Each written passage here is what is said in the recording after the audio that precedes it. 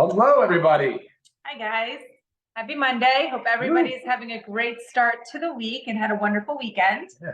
We'll start streaming next week, too. I know you guys a lot are asking about it. Well, I'll set it up so it streams. Sorry about that. We're still right now just recording it and posting it to YouTube. But that way everything will be done the same way. Yeah, you can just log into YouTube and stream it and see it. Yes. So today we're here with our newest launch. Much anticipated. Yeah. Methylene Blue. Oh, okay. Right. In this adorable little container that you pop open. Yeah, and show how that breaks. You don't have to open it from the top. It just flips open, almost like some Band-Aid containers. You can do that, and then you can take a strip out. Super easy. Yeah. And then here's the foil wrap. So when they come in these thin little foil wraps, you open the foil, right? It just peels open. And just for why not? Just for some viewing pleasure, let's just go ahead and drop that water soluble. Actually, it's really pretty. Water soluble fiber in the water. Yes. So what I first want to talk about is really neurodegenerative diseases and how it's plaguing us. And obviously what we have to work with the drugs on the market, clearly they're not working. Otherwise we would be in a much better situation than we are. Not very promising. Not at all. And it's very sad. And it's something that's always on my mind with aging. It's just because you see people that go through it, your loved ones, your friends, and it's very, very scary. I mean, I think we know at least two handfuls of at least friends, parents, or aunts, uncles, my aunt personally going through this. And it's just a very sad thing. So when it comes to what goes on there, we talk about mitochondrial metabolism. You've heard us talk about mitochondria. Those are the powerhouses of our cells. Those are the things that are responsible for the energy. So what happens as we age, as our brains age, is our mitochondrial metabolism decreases. So that energy production inside there in all of our cells in our body, that energy production goes down. It's not happening like it should. And that leads to, for simple cases, just memory loss, lack of focus. Sure. But then obviously our extreme cases, our dementia, our Alzheimer's, which Parkinson's. Are Parkinson's, all very, very, very prevalent and again, scary. Yeah. So the goal is to take supplements, do things helpful for our body, lifestyle medicines that can prevent that from happening. That can come in and jump into that mitochondria and help that energy production. It's like your electron transport chain, but I know that's getting a little technical. And that's the goal with this. And that is really the goal with Methylene Blue. It definitely is. 100%. I think today's discussion is as much about metabolic health as it is about a supplement. I think that supplements are only like one part when we talk about it. And, we talk a lot about aging and how the signs of aging originally start to show up. And for Lisa and I, most of the time we say, well, look, it's a physical sign. It looks like a lack of muscle mass. It looks like sarcopenia. It just looks like somebody that hasn't been able to maintain healthy lean muscle mass as they age.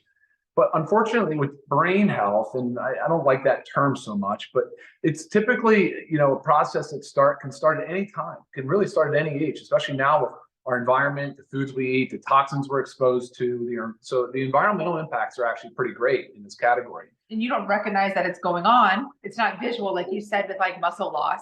You don't recognize it's going on until it's a little bit there and too late. Yeah, right. And so that now I'm starting to shift sort of my way of viewing aging a little bit. It's like, of course, there's the physical manifestations of not having enough muscle loss or muscle mass. But then you start thinking about the way the brain health sort of the transgression of like the way it changes and evolves and how early of an age it can set in. And you can start with like, you hear people describe as brain fog or lack of focus or inattention, that kind of stuff. So anyway, that's really like, when I think about this discussion, I'm thinking metabolic health. And what does that even mean? She talked about mitochondria, she talked about electron transport chain, but really it's about like metabolism. They just can use that word as metabolic, so that we're thinking about the movement of energy and how our bodies derive energy, and specifically how our brain is using the energy that's created, and ways to optimize. With metabolism, I'm sure your first thought is like, we talk about, we want to increase our metabolism in our bodies so we can lose weight, right? that's increasing the energy production. So it's the same thing, but it's going inside, it's in the cell, Right. on a cellular level. Sure. Yeah, exactly. Exactly. So I think that's what we should do. I think we should talk a little bit about the way the mitochondria works, the way that our energy is moved. It's not created or destroyed. It's a transfer of energy, and the way that aging sort of starts to slow down that whole entire process. So Okay. all right. So cellular health. So think about the brain as being an energy demand center, a very high energy demand center, the brain and the heart. But the brain is only about 2% of our body weight, yet is about 20% of our energy consumption. And the brain also, along with the spinal cord, is considered the central nervous system. And there's an entire barrier, it's called the blood-brain barrier, that protects the central nervous system. And so what that does, it's designed so that toxic metabolites and things can't really easily cross it and get into the CNS. That's the whole idea. And we'll come back to that in a few minutes when we start talking about methylene blue and exactly how it works. But within the cells, just on a basic cellular level, we learned in like high school biology, I still learned the word powerhouse, but the mitochondria act as powerhouses. That's where the energy is transferred. It gets moved and it gets designed or put into a way that the body can use. So within the mitochondria, you actually have a process called the electron transport chain. And that's the process. And I'm going to use an analogy similar to like a train going down the tracks. So for cellular energy, typically it's glucose. For normal respiration energy, it'll use glucose. And it'll burn up the glucose and it'll create metabolites, which typically in this case are oxidants or free radicals. So a train is going down the tracks burning coal. Well, it's transferring its energy, it's making energy, and then it's creating toxic metabolites in the form of smoke. And so the body has a very big job of cleaning up this mess. And it's a constant mess that it's going through and cleaning up. And as we age, sometimes those systems start to break down. A typical cell, I think, has between 1,000 and 2,000 mitochondria. But again, as we age, we're constantly tearing them down, building new, making new, making new. And over time, as we start to see the system sort of break down, I think that's when you start seeing the signs of aging and the signs of disease really start to set in. It's a mitochondrial-based disease process. And it seems like that's really where most of our anti-aging experts and longevity pioneers are really putting a lot of effort into this category. Yeah. So, all right, cool. Let me see what I have for my notes. I think we can talk about methylene blue then now, Lisa. Why don't we go into that? So, all right, first of all, guys, this came up with Lisa and I as we're talking. Do me a favor and be aware of your searches, your internet searches. You will find stuff out there that is not accurate. There's a lot of misinformation in this topic. So just don't, try to validate or verify the source of information that you're getting. Methylene blue has been around for over a century, probably 150 years or so. It was originally developed as a synthetic dye. It is in the form of a salt. It later was found, because the way that it was being used to dye slides and for microbiology, that they identified that it was killing viruses and bacteria. And eventually it was used as a treatment for malaria. So widely known for treating malaria. Scientists then started to really study this molecule significantly. I think the World Health Organization still has it listed as an essential medicine because of its utility. But what's cool about methylene blue is that it's a really small molecule, and it has both water-loving and fat-loving properties. And that's key for the blood-brain barrier. I was gonna say, because it readily crosses the blood-brain barrier. It goes quickly across, mostly because of its fat-loving properties, and then of course being like, I don't know, 300 some Daltons. It's a small molecule, but by doing so, it really gets right into the brain and the spinal column. And that's where we'll start to talk about the way that this thing works, the mechanism of action, and of course we'll start talking about dosing, some of the side effects, and all of those as well. Okay, awesome. So, yeah. Okay, cool. All right. And I will say, when Ryan said about the studies, your sources, if you'd like some, just go ahead and reach out to me so I can send them to you. Because it does make a big difference. Again, you can type anything into Google and you could get one saying this and one saying that, but like, what's the validity of those? You got to know your source. And we'll come back to this a little bit, but like, see, I have clinical references from being a pharmacist, and I pay for them. And so I'll reference those, and those are almost, those are all evidence-based. They're tied to clinical trials and studies.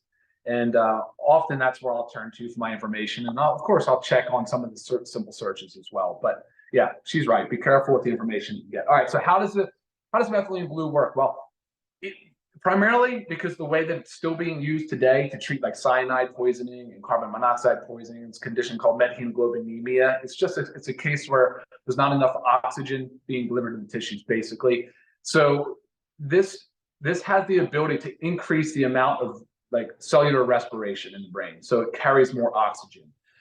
It can do that because of its ability to synthesize heme proteins. And if you look up heme and you look at the function of heme, you'll start to see and understand a little bit more about how this product works.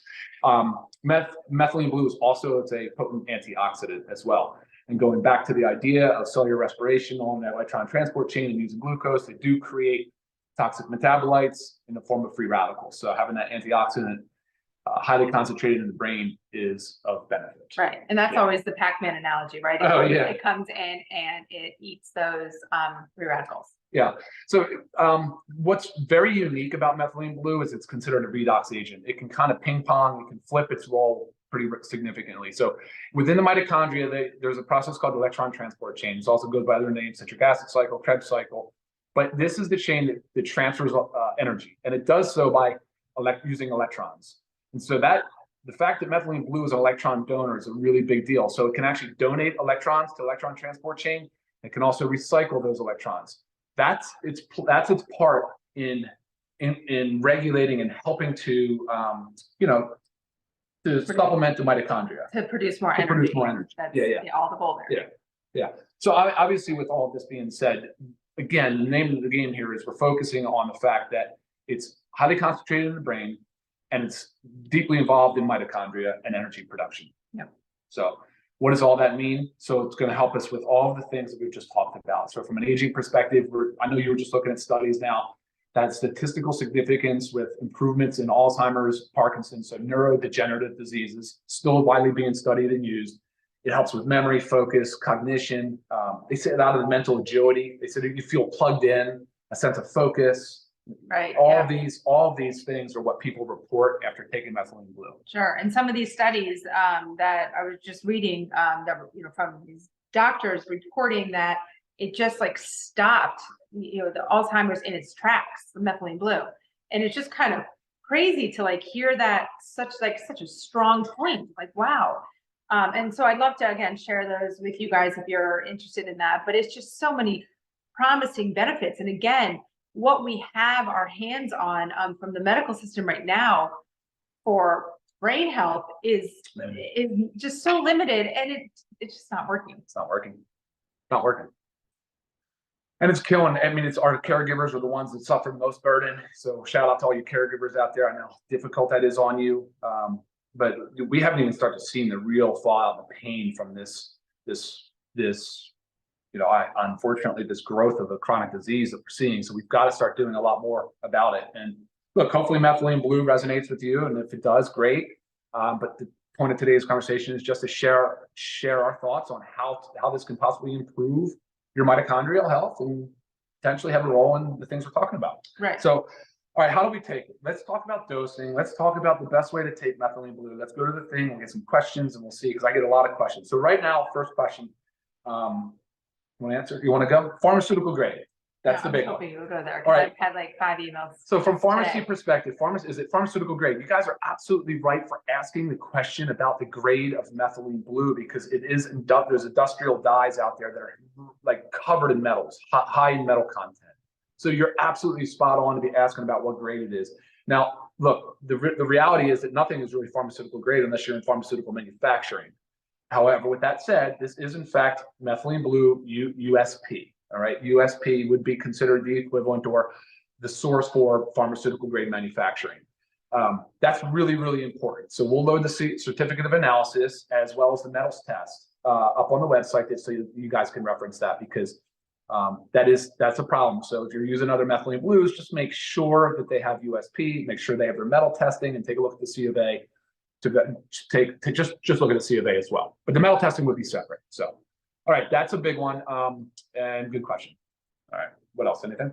I think that was really the dosing. I think I get a lot of, and drug interactions. Yeah. All right, so dosing is published most to do with intravenous. So intravenous use is common with methylene blue. All hospitals have it on hand. A lot of functional medical their clinics do methylene blue IVs. Yep. So looking even at the clinical literature shows about 1 to 2 milligrams per kilogram per day.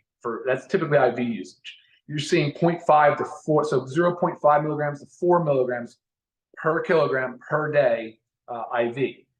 And so if you assume the fact that there's 100% absorption bioavailability in IV, which is what you should do, then orally dosing, you would think you would need more. But however, more is not always better, especially with methylene blue. There's a hermetic dose response with methylene blue. You potentially could have the reverse effect at high doses. So what are those high doses? High doses are probably anything over 10 milligrams per kilogram per day. Like that would be extremely high, right? And that's just per kilogram means it's 2.2 pounds in a kilogram. But let's just assume it's an even 2 and we'll cut it in half. So I said it would be 10 milligrams per kilogram. Let's just do 5 milligrams per pound. For me, that'd be 1,000 milligrams in a day. I weigh 210 roughly. It'd be 1,000 milligrams in one day. This is 20 milligrams per film. And there's 15 films in the box, right? So we're not talking about high dosages here. We are not even anywhere even close. As a matter of fact, the low dose range is about 20 milligrams to 60 milligrams orally. So we're on the low of the low, but at 20 milligrams has been shown to be plenty effective. That's the point. You don't need to go high in your dosages, and nor should you, because then you can start to run into other problems. So you'll know that, first of all, pregnancy and breastfeeding is contraindicated. Do not consume methylene blue if you're pregnant or breastfeeding. If you have a G6PD genetic mutation, you should not take methylene blue. And if you don't know, that's something you can ask your doctor for, but most people would know. And then, of course, there's the third one, the big one. So what do I do if I'm currently taking an SSRI or an SNRI for mental health or for mood depressive disorder? So the prevailing theory is that this increases serotonin through a mechanism called MAOI. However, that's typically seen in high doses, much higher doses. So at 20 milligrams, the risk, okay, let me back up. The risk would be serotonin syndrome. It's basically when you have too much serotonin and bad things can happen. We're not seeing, I have no evidence, there's no literature, there's nothing to support the fact that 20 milligrams would cause serotonin syndrome. So with that said, I still recommend, no, if you're on an SSRI or an SNRI or any type of antidepressants, an MAOI, which you don't see that often anymore, you should still consult with your provider. And if he says no, hard no, don't touch it, you should say something to the effect, well, 20 milligrams orally doesn't seem to be a high dose. Do you have any literature to support that it'd be a problem for me? Because actually what we're finding is that people that are using this that have mental or mood disorders, they're deriving a tremendous amount of benefit out of it. Sure. You know what I mean? So I hate for people to get stuck in this misinformation loop where they just don't know what to do and they get scared and they become paralyzed with fear, and unfortunately, I feel like that's very unfortunate. So anyway, do a little bit of digging. If you need some literature from me, I'll be happy to supply it to you. No problem at all. So again, dosing wise, I think we're in a good situation here at 20 milligrams. It's per film. There's 15 films per box. We suggest using one every other day. That's why there's 15 in there for a 30-day supply. And if you want to take it 15 days straight in a row, you can do that as well. If you want to take it for 2 months straight in a row, you can do that as well. But my message, and Lisa, I think, agrees, is that we're actually trying to help you restore the normal function of your mitochondria. And this is one part or one, say, tool in your belt to help you do that. Right. So say, I know I've had the question, can you just take one when you need a little bit of mood enhancing? Yeah. So one here, one there, one there. Mm-hmm. Sure, you can. But again, the goal is to get that mitochondrial functioning properly to prevent that mitochondrial metabolism, decrease that happens as our brains age. So it's just like when you take supplements on a regular basis. It's, you're not just taking your vitamin D one day here because you didn't maybe get outside enough. You're taking it to maintain a level. So there's a purpose.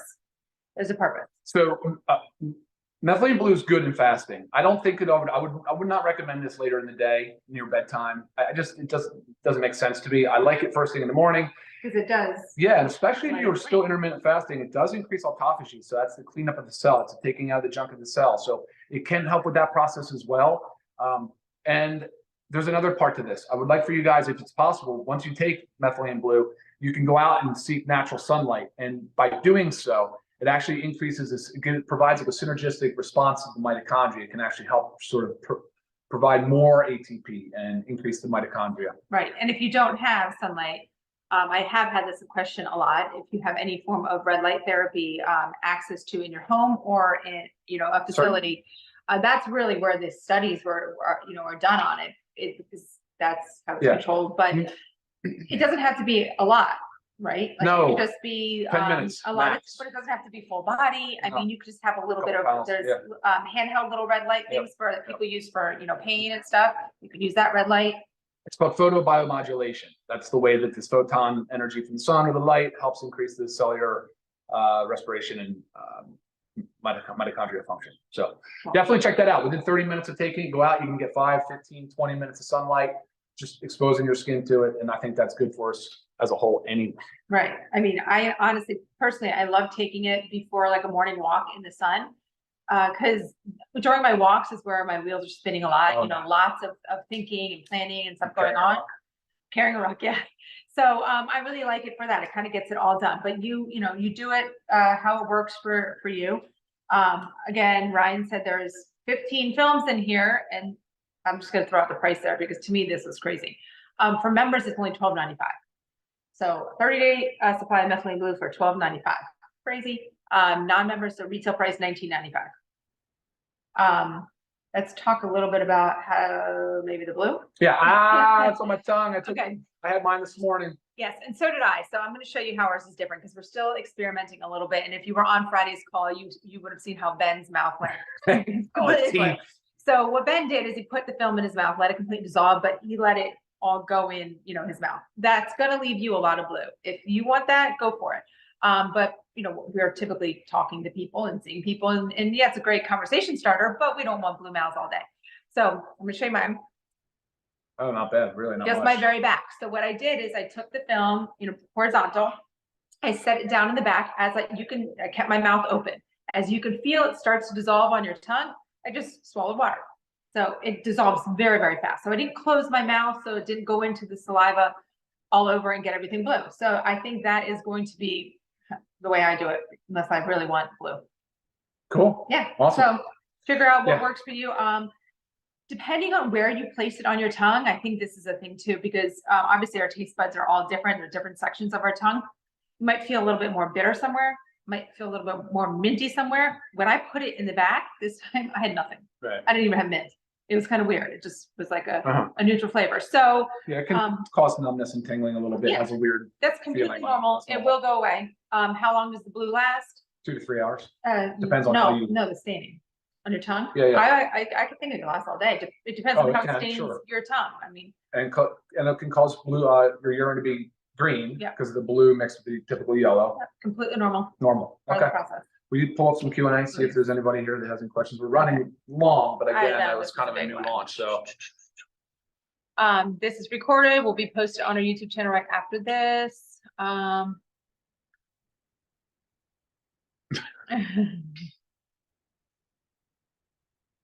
This is the Bluetooth challenge. I like it, Joel. Let's do the Great Bluetooth idea. challenge. Send it over to what is it? Living Good. Living Good with Ryan and Lisa. Yeah. Let's post some on there. That's on Facebook. Yeah. That would actually be pretty funny, Joel.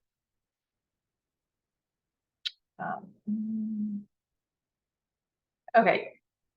You answered that, but you said. Yeah. It's for Becky. Yes. Yeah. Hey, Becky. So you asked if you can take more if it's brief at the start. You don't need to. As a matter of fact, I'm encouraging people to seek out a more of a lifestyle approach to improving the mitochondrial function. But certainly, you could take this more than once a day. The oral suggested dose that I found on the clinical to deal with ifosfamide poisoning is like 50 milligrams 6 times a day. That's 300 milligrams orally. We're only talking about 20 milligrams of film. So if you did, and by the way, you can cut them in half. You could do 10 milligrams at a time. You could do 20 twice a day, 40. You figure out what works for you. Is there any? I don't know. There is quite a bit out there. I suggest you do some searching with how this product relates to autism, because we're showing there's obviously that's being studied as well. Yeah, we did stir the cup. So you're not drinking this in water. You can. Yeah, people ask if you want to drink it, you can drink it. You can put it in a few ounces of water. Having like blue smile. I don't see, but if you just did it in a few ounces of water, not as much as this, you could I don't know. I haven't done it, but maybe I will, and I'll report back. But or you guys can let me know. Right. But it's water soluble fiber. If you notice the ingredients, it's really minimal. It's kind of neat the way that the films work and the way that they're formulated.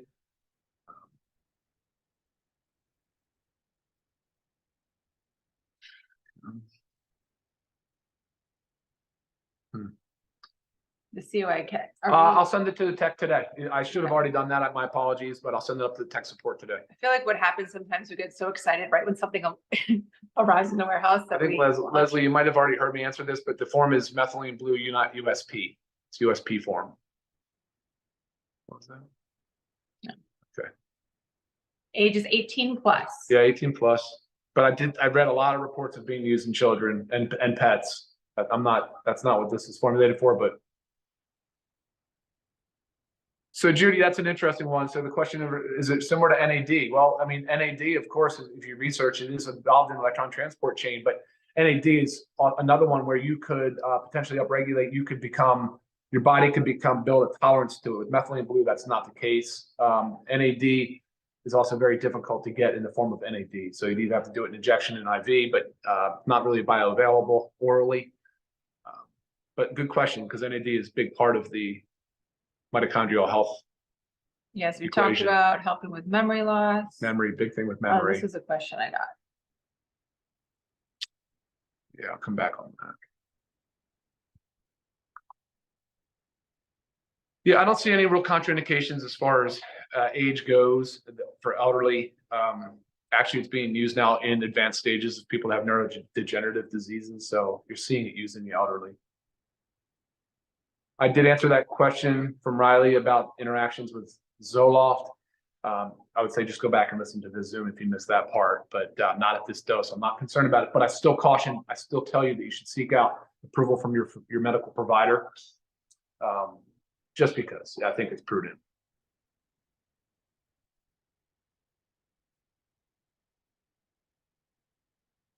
I don't know. Take it out. Oh, question about the dentures. Will it stay in the dentures? That's a dentist question. Maybe you can ask, I don't know, maybe they'll have an answer for that for you. There are no adjustments. So there's a question from Lottie about how could be, do you have to change the dose if your kidneys are compromised? I should know that answer, and I don't. I didn't think there was any dosage adjustments for like renal insufficiency. I will look at that though. Let me get back to you on any dosage adjustments or contraindications with kidney disease. Yeah, Sarah, I think you should get doctor approval because there's other meds on board that could interact. Yes. The blue tongue can last all day depending on how you apply it, whether the back of the tongue or the front of the tongue.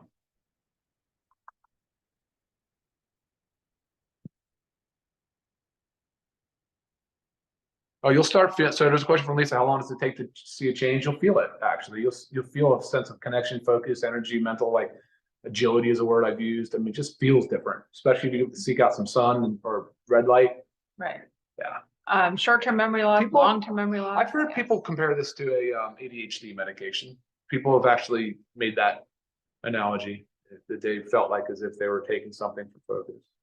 Yes, a half a strip every day is okay. You would still want to cycle on and off. If you did a half and so just cut it in half, you did 10 milligrams, I would still say, well, do 15 days on, 15 days off, or 30 days on, 30 days off. There's no hard line in the sand about it. Actually, for people that are in the studies are using this every day long term, especially if they're using it for neurodegenerative diseases like Alzheimer's and Parkinson's. So, yeah, I don't know. So it doesn't have to be on the red light. Can be anywhere on the body. Really, it can be the face. It could be the hands, the arms. Yeah, I have a face mask. Yeah, she has a face mask. Put that one on. Brushing your teeth, it may stain the toothbrush. If you try to do that, you might want to just get a dedicated brush to loosen it up. Rinse it with water, mouth would swallow. I think it would be helpful to do that. But again, you guys remember, back of the tongue, not much like dye. not much there at all to get on my teeth, to get on anything. This is front of the tongue 3 hours later.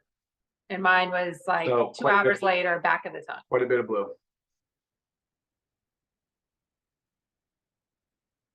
Michelle, USP is added on the website, I think, or it should be on the, you'll see it on the actual back of the box in the ingredients. Which is also on the website. Yeah, yeah. So you're right. It's not on the front, but on the back it is, on the panel. A lot of promise with ADHD. A lot of significant good studies encouraging things coming out on it. Remember, we've never drank it. We were just showing the color. You can, but again, on the tongue. Yeah, this, no. Yes, you can cut it in half. It will stain your fingers a little bit too. It's just the craziest thing, the salt. I mean, you're seeing virucidal, you're seeing bactericidal. They, like in SARS-CoV-2, like they were looking at it from in COVID and treating COVID, and also on the long haulers, there was so much hypoxia and respiratory distress. Remember all the people on the ventilator, that whole thing. Methylene Blue started coming into the discussion. There was a lot of promise. I don't know where it stands right now, but that was another area of interest. So Eddie, how do you know if you need this? So you have to think that everybody needs this, because what happens, how we just described about mitochondrial metabolism and what goes on, that is happening to everybody as we age. And of course, lifestyle things affect that, whether it goes slower or faster. But me personally, I'm not messing around with things that are going on up here. So I'm going to do everything that I can in my power to prevent that from happening. Yeah, and I think, look, as you age, you see it, and you start to see lack some of the zest and the energy, and you start to feel, you know, not yourself. And they describe it as brain fog and confusion and different things of that nature. Now, if you're not to that level, that's great, but maybe a time to stay proactive and focus on staying ahead of it. Have you seen anything on traumatic brain injury? Oh my gosh, yeah, a whole bunch of information on TBI. 4 years ago, would this be good for him? So he had a traumatic brain injury 4 years ago. Would this be good for him? Yeah, so there's a strong study out on TBI where it showed statistical significance on improvement of symptoms. It was like oxygen deprived, some specific type of traumatic brain injury. And I don't know why it's not used more mainstream, because it seems to me that the evidence is very strong for TBI. Definitely, again, I hate to just say Google search, please, like that, be careful with that. But if you do Google that, you'll find some articles. You'll find it. I think the National Institutes of Health had a reference to it. That's interesting. Encephalitis, I'm not sure. Yeah, I mean, I know I was reading studies that has to do with like Lyme disease and stuff like that. How cerebral. So Caroline asked about cerebral. So it does increase cerebral blood flow or oxygenation, I guess you could say. It delivers more oxygen to brain cells, increases the respiration of the cell. So I think that's what you're asking. Are there any side effects to be concerned about? Not really. I mean, there's some small cases of self-reported side effects of like jitters or nervousness, but I don't think that's the normal. I have not seen anything that would say that would be to be expected. I've used it plenty of times and never felt a single thing but good stuff. Right. And from what I read, what I was reading to say, it's all very rare. If there was ever a side effect, and if say there was any jitters, it subsides very shortly. Yeah, it's okay to put in water. Maybe try putting in a few ounces and then just slam it back. Use a shot glass. There you go, Aletta. Yes, it'll permanently stain your shirt. Did I get it on mine? Probably. That's what I thought he was saying. Yeah, probably. Yes, it is a stain. Yes, it will stain.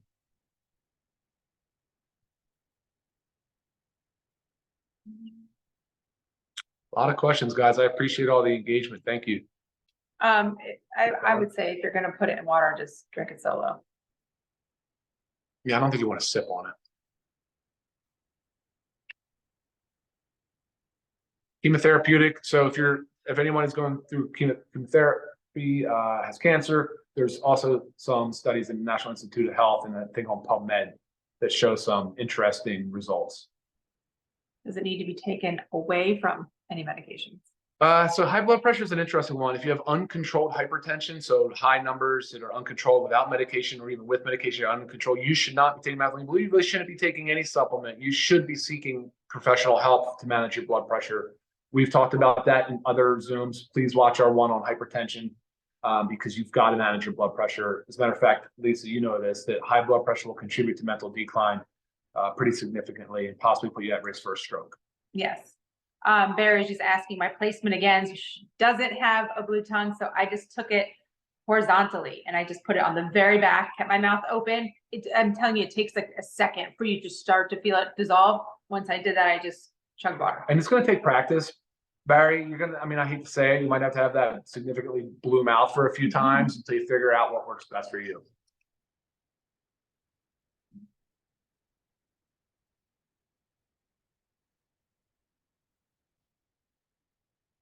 Okay. Yeah, I think we nailed it. Okay. All right, All right. awesome, guys. Yep. Any other That's it. questions? You know how to reach us. But we have, we're at 30 Yeah. minutes. Wow. Sorry to keep you all so long. I just hope this was informative enough for you and answers a lot of your questions and concerns. Yep. And again, we'll get everything else on the website for your information. But All right, y'all. if you haven't had a chance, get your Methylene Blue, $12.95 for your members. Bye, everybody. Have a Bye. great day. See you soon.